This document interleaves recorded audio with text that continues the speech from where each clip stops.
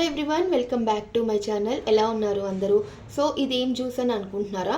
యాక్చువల్గా ఈ జ్యూస్ ఏంటంటే మనకి ఎక్కడ మన స్కిన్లో ట్యాన్ ఎక్కువైపోయి నీస్ దగ్గర, చేతుల మనుమడి దగ్గర ఇవి బ్లాక్నెస్ ఉంటుంది కదండి, ఆ బ్లాక్నెస్ని రిమూవ్ చేసే జ్యూస్ అనమాట.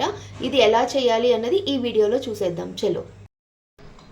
ఈ కీరా ఉంది కదండి, ఈ కీరాని మనము హాఫ్ కట్ చేసుకోవాలన్నమాట. హాఫ్ కట్ చేసుకుని దీని పీల్ అన్నది మనం తీసేయాలి.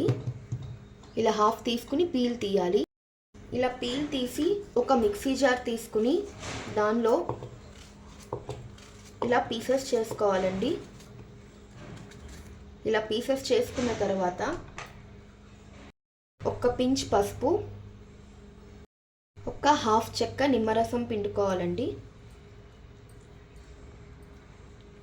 నిమ్మరసం పిండుకుని దీన్ని మెత్తగా గ్రైండ్ చేసుకోవాలి. సో గ్రైండ్ చేస్తే ఇలా జ్యూస్ వస్తుందన్నమాట. ఇప్పుడు దీనిని మనం ఇలా కొంచెం వడపోసుకోవాలి.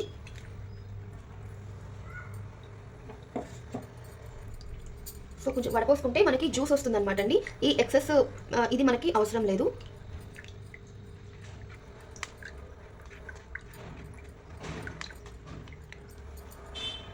సో ఇలా తీసుకుంటే జ్యూసు ఇలా రెడీ అవుతుందన్నమాట. ఇప్పుడు ఈ జ్యూస్ని ఏం చేయాలంటే అండి, ఒక కాటన్ తీసుకోండి. ఒక కాటన్ తీసుకుని మీకు ఎంత క్వాంటిటీ కావాలో తీసుకొని కాటన్ తీసుకుని దీన్ని ఇలాగా పిండుకుని ఇప్పుడు ఇలా ఇలా అప్లై చేసుకోండి. మీకు ఎక్కడ డార్క్నెస్ ఉందో చూసుకుని స్కిన్ మీద ఎక్కడ డార్క్నెస్ ఉంటే అక్కడ ఇలాగా ఒక 5 to 10 minutes అనమాట ఇలా రబ్ చేసుకుంటూ ఉండండి. రబ్ చేసుకుంటూ ఉంటే మీకు ఈ ప్లేస్లో ఉన్న డార్క్నెస్ అంతా పోతుంది. అంటే యూజువల్గా మనకి నీస్ దగ్గర, చేతుల దగ్గర, కళ్ళ కింద ఇలా మనకి చాలా డార్క్నెస్ ఉంటుందన్నమాట. సో అలా డార్క్నెస్ అంతా పోతుంది. సో ఒకసారి మీరు ట్రై చేయండి. ట్రై చేసి చూడండి.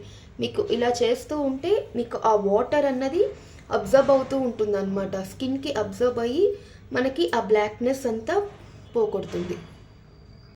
సో ఒక 5 to 10 minutesకి నేను వాష్ చేసుకున్నాను. చూసారా, ఇప్పుడు దీని మీద ట్యాన్ ఉంది.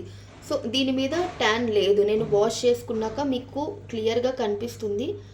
చూడండి, ఇగోండి, ఇది చూసారా, ఇదేమో ట్యాన్ ఉంది, ఇదేమో ట్యాన్ లేదు. సో ఇలా వాటర్తో ముంచుకుని దీన్ని మీరు ఇలా కావాలి అంటే దీన్ని ఐస్ క్యూబ్స్లా కూడా యూస్ చేసుకోవచ్చు అనమాట. మీ స్కిన్ అన్నది చాలా బ్రైట్గా, ఎక్కడ కూడా డార్క్ లేకుండా మీకు యూజ్ అవుతుంది. ఇదేనండి నా వీడియో కనుక మీకు నచ్చినట్లయితే లైక్ చేయండి, షేర్ చేయండి, సబ్స్క్రైబ్ చేయండి. ఇదైతే మాత్రం ఖచ్చితంగా మీరు యూజ్ చేసి నాకు కామెంట్స్లో చెప్పండి ఎలా ఉంది అన్నది.